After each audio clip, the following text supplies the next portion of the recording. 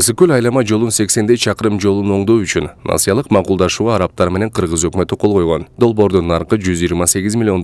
Транспорт министрлиги депутаттардын дал ушул макулдашууну ратификациялап берүүнү өтүнүп келген. Бирок айрым депутаттар насыялып, бери жактан жебишкен көрүнүштү сындады.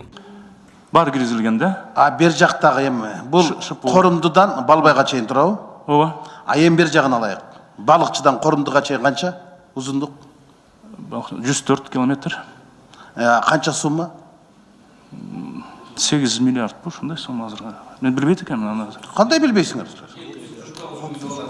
133 миллион доллар. Баасын айттыңызчы эми? 104 Балыкчы Корумдун. 1 километрдикин. 800 миң доллар. 749 миң доллар.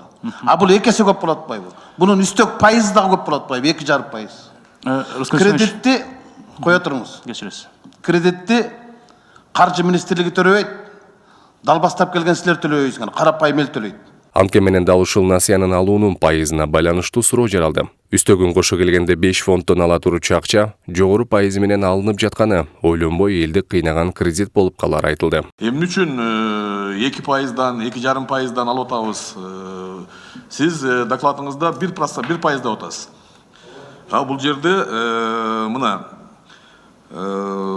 Сауд өнүктүрүү фонду гана 1%, калганы Кувейт фонду 2%, Абу Даби өнүктүрүү фонду 2%, андан кийинки 2,5% дагы бир акыркысы Ислам өнүктүрүү банкыныкы 1,5% деп жылдык жазылып турат. Озулкач, биякта бул долбоордо 5 фонд тарабынан каралган болду. Ошол Сауд өнүктүрүү фонду, сырткары Ислам өнүктүрүү банкы, Кувейт байк фонд развития Абу Даби, ОПЕК анан өкмөт тарабынан каржыланат. Ошол фонддордун ар биринин өзүнүн насыя макулдашуусу бар, ошол шарттары бар. Анан Минфинге келгенде ошол эсептеп чыгышкан комбинированный грант элемент боюнча 35%-тан ашык чыккан. Ошон үчүн кыргыз тарабына льготтук деп эсептелет. Дал ушул насыянын шарты каралып жаткан депутаттар жолдон үнөлүп жаткан каражаттардын айынан камалып жаткан чиновниктерди эске салды. Жакында туннелден акча жеген деген шек менен 12 киши камалды. Кечээ эле Кыргыз темир жолу ишканасынан 4 камалды. Транспорт министрлигинин орун басары камалды. Уялбайсызбы мындай? Жок деген силер өзүңөрдүн мындай атуулдук, мекенчилдик пайызыңарды билдирбейсиңерби, урматтуу транспорт министрлиги? Уялбайсыңарбы элдин алдында? Камалып атасыңар, мурунку 2 статкачы, бирөөсү качып кетти, бирөөсү мөнөстөтүп атат. Азыр 2 орун басар. Мына азыр Бишкек Ош дирекциясы боюнча биз канча айттык? Мына выездде болгон.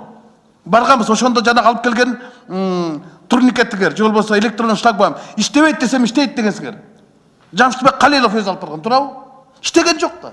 Бирок дал ушул комитет жыйынында Каржы министрлигинен эч ким келип түшүндүрүп берген жок. $128 миллион деген оюнчук сумма эмес дегендер макулдук берип коюп, дагы кылмыштуу топтун мүчөсү болгубуз келбейт дешти. Министерство финансынан келиш керек болчу да. Алар бирин айтпаш керек деп бизге түшүндүрүпчү. Эмне үчүн ушул бирден пайыздары ар кандай болуп атат? Ар бирин талдап, анткени 1%, 2%, 2,5%, 1,5% деп эле ар кайчы жасала бериптир. Сиздер осы түшүндүрө албай атасыздар. Так түшүндүрүп бербейсиздерби? Эмне үчүн мындай болуп атат? Эмне үчүн келген жок бул? Каржы министринен. Чакырдыңар беле? Комитет. Мындай болбойт деп, срочно киргизип калды. Анда бул 128 миллион деген оюнчук акча эмес. Андыктан жогорудагы 4 фонддон ала турчу каражаттын пайыздарына байланыштуу бул макулдашууну дагы карайбыз деген чечим чыгарылды.